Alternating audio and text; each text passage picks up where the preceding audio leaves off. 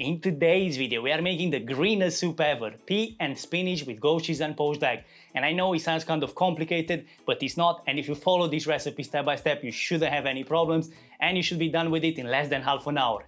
Watch this recipe step by step, and if you're first time on this channel, hit the subscribe button and the notification bell because I have a new simple recipe coming every single Friday and you don't want to miss it. Enjoy the video.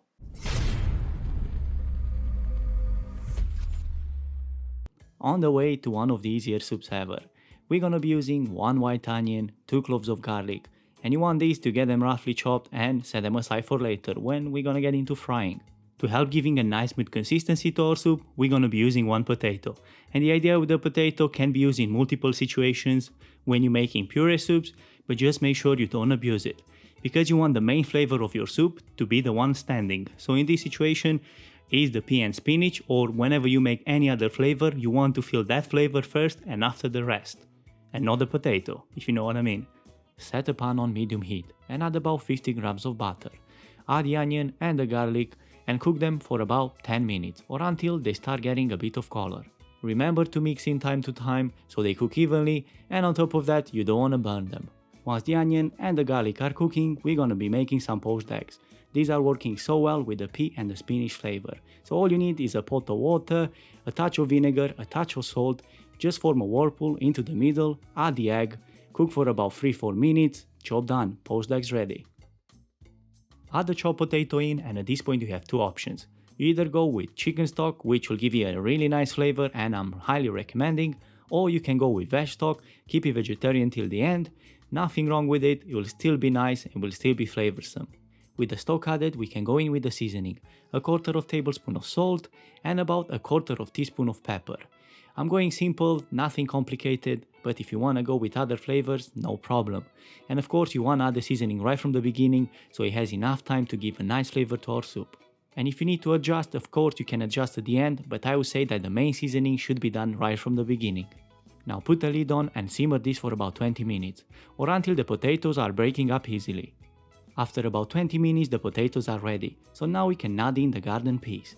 And in today's recipe I'm using frozen peas, and the idea behind it is because it's convenient, it's easy, it can be found pretty much anywhere no matter the season, and it's pretty good quality. But of course the same principle will apply if you want to use fresh peas.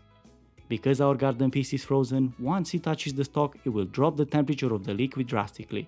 And now what you want, put the lid on and turn the heat up, bring it to the boil as soon as you can and simmer for about 3-4 minutes, no more than that, because you want to keep the color of the peas nice and green. After a couple of minutes of simmering, now we can add the baby spinach.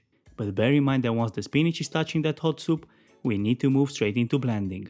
And that's because the less you cook your vegetables, and in this situation the spinach, especially with the green vegetables, the more nutritional value you will get.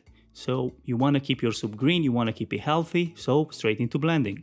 Another thing you can do is add the garden peas and the liquid into the blender, and after that follow with a handful of spinach and just give you a good blend. Just as a safety net, don't add that much liquid right from the beginning. Just in case you go too thin, you're not going to be able to save it, but if you go too thick that's absolutely fine because you can adjust with chicken stock or veg stock or even with a touch of water. Now for plating, I'm going to be using a slice of goat cheese. This will turn nice and creamy once it gets in contact with the hot soup. On top of the goat cheese, we are adding a runny poached egg. On one side of the plate, slowly pour in the pea and spinach soup so we keep it nice and clean till you cover about 3/4 of the goat cheese. Finish this with a touch of smoked paprika, and here we have it. Nice, delicious and healthy, just the way we want it.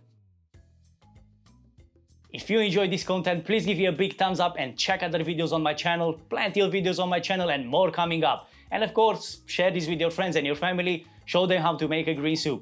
I'll see you in the next one. You keep watching and I'll keep cooking.